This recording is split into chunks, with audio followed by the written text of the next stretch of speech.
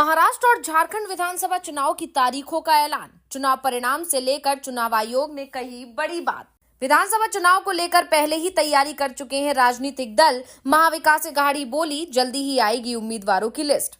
हरियाणा और जम्मू कश्मीर विधानसभा चुनावों के बाद अब महाराष्ट्र और झारखंड विधानसभा चुनावों की बारी है। महाराष्ट्र की 288 और झारखंड की 81 सीटों पर वोटिंग कराई जानी है। चुनाव का कार्यक्रम तय कर लिया गया है। विपक्ष की तरफ से तो यहां तक कहा जा रहा है कि चुनाव की तारीखों के बारे में एनडीए सरकार को पता चल गया है और इसका असर दिखाई भी दे रहा है। चुनाव की तारीखों को लेकर अब चुनाव आयोग की तरफ से भी बड़ी खबर सामने आ रही है और इसी को लेकर हम अपनी स्पेशल रिपोर्ट में करने जा रहे हैं बात। तो आपको बता दें कि देश में इस समय महाराष्ट्र विधानसभा पर सभी की नजरें बनी हुई हैं। कभी भी चुनाव की तारीखों का ऐलान हो सकता है। लगभग सारी तैयारियां पूरी हो चुकी हैं। देश की सत्ता के लिए यूपी के बाद महाराष्ट्र को सबसे ज्यादा महत्वपूर्ण माना जाता है, इसीलिए हर किसी की नजर इस चुनाव पर जरूर टिकी होती है।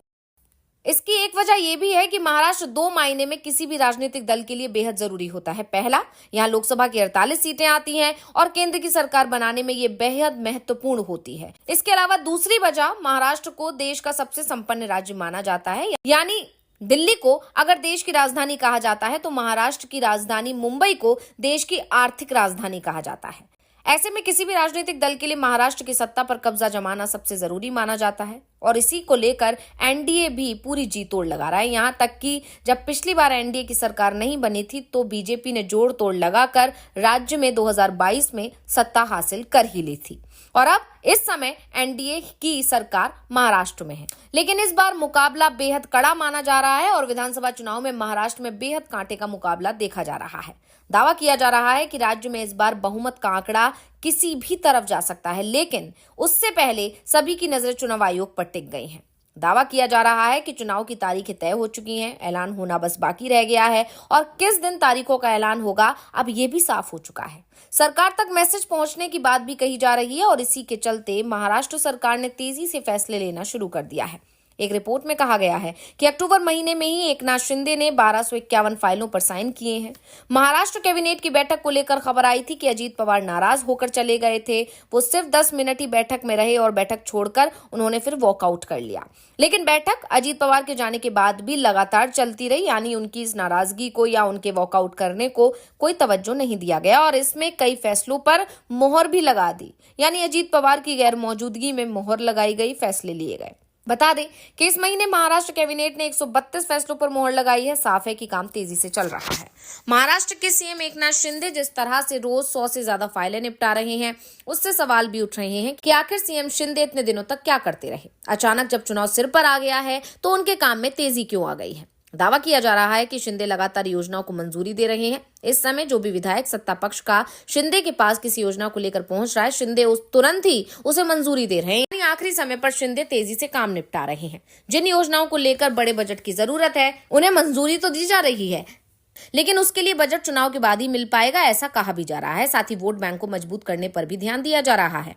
विपक्ष तो इसे लेकर शिंदे पर सवाल उठा रहा है। शिवसेना यूबीटी की तरफ से साफ कर दिया गया है कि सरकार बनने के बाद सबसे पहले शिंदे सरकार के फैसलों को रिव्यू किया जाएगा और जो भी फैसला गलत होगा या प्रक्रिया का पालन नहीं हुआ होगा तो उसे बदल दिया जाएगा।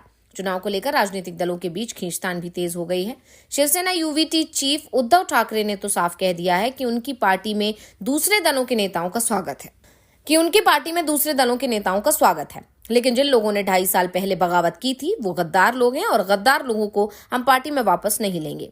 उद्धव ने भी साफ कर दिया है कि अब चुनावों में ज्यादा वक्त नहीं बचा है। चुनाव का ऐलान कभी भी हो सकता है और इसका संकेत खुद एकनाथ शिंदे ही दे रहे हैं। महाराष्ट्र सरकार के फैसलों में आई तेजी से ही साफ हो गया है कि अब चुनाव के ऐलान में सप्ताह का नहीं, दिनों का इंतजार रह गया है। 14 अक्टूबर को चुनाव आयोग महाराष्ट्र और उसके साथ झारखंड में विधानसभा चुनावों का ऐलान कर देगा।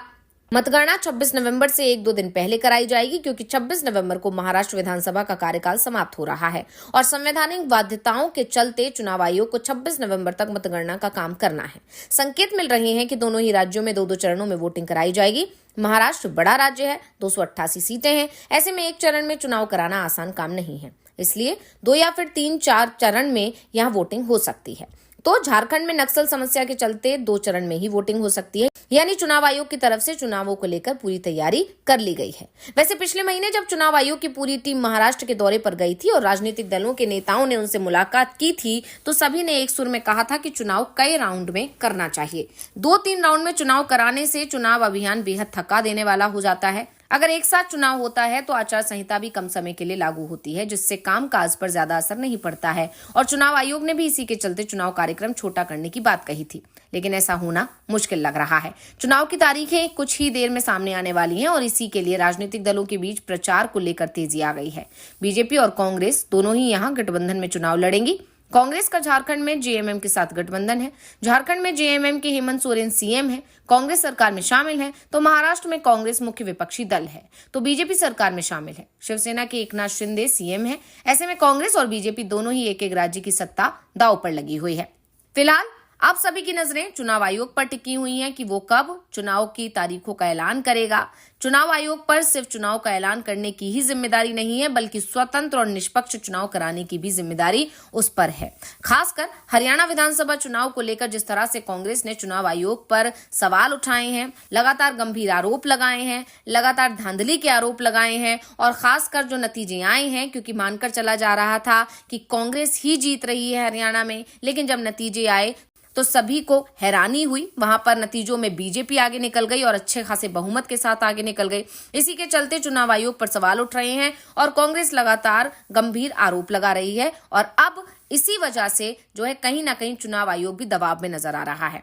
वहीं पार्टी का प्रतिनिधिमंडल चुनाव आयोग के सामने वोटिंग और काउंटिंग में हुई धांधली की शिकायत कर चुका है और भी शिकायतें करने की बात कही गई है और ये भी साफ कर दिया गया है कि जो गलती कांग्रेस से हरियाणा में हुई उसे महाराष्ट्र में दोहराया नहीं जाएगा। और इसके अलावा कांग्रेस को विपक्षी दलों का साथ भी लगातार मिल रहा है। खुद शिवसेना उद्धव ठाकरे गुट के नेता संजय राउत का बयान आया, उन्होंने कहा कि जो भी चीजें हरियाणा में हुई वो महाराष्ट्र में नहीं दोहराने दी जाएगी। और इसी के चलते चुनाव आयोग भी दबाव में है, बीजेपी भी दबाव में है और पूरी एनडीए दबाव में है, क्योंकि एनडीए के सर्वे रिपोर्ट और तमाम दूसरे सर्वे रिपोर्ट्स में ये दावा किया जा रहा है कि इस बार महाराष्ट्र में कांटे की टक्कर है, एनडीए के लिए जीतना बहुत मुश्किल है और इसके अलावा एमबीए मजबूत स्थिति में नजर आ रहा है। तो इसी के चलते एनडीए दबाव में नजर आ रहा है और वहीं अजीत पवार और एकनाथ शिंदे जो है कहीं ना कहीं बागी रुख भी अख्तियार कर रहे हैं। खासकर अजीत पवार जिस तरह से कैबिनेट की बैठक छोड़कर चले गए और उससे पहले जिस तरह से वो लगातार ऐसे बयान देते नजर आ रहे हैं जो कहीं ना कहीं बीजेपी के लिए नुकसानदायक हो सकते हैं, एनडीए के लिए नुकसानदायक हो सकते हैं। तो ये सब चीजें कहीं ना कहीं बीजेपी की टेंशन को बढ़ा रही हैं और इसी बीच जो है चुनाव आयोग को लेकर जो सवाल उठे हुए हैं हरियाणा में, उसको लेकर भी बीजेपी और चुनाव आयोग की मुश्किलें बढ़ती हुई नजर आ रही हैं। तो इस रिपोर्ट को लेकर और इस जानकारी को लेकर आपका क्या कहना है? आपको ये जानकारी कैसी लगी? हमें कमेंट करके अपनी राय जरूर दीजिएगा। इसी के साथ वीडियो को लाइक करें, वीडियो को शेयर करें, साथ ही इस चैनल को सब्सक्राइब करना ना भूलें। धन्यवाद।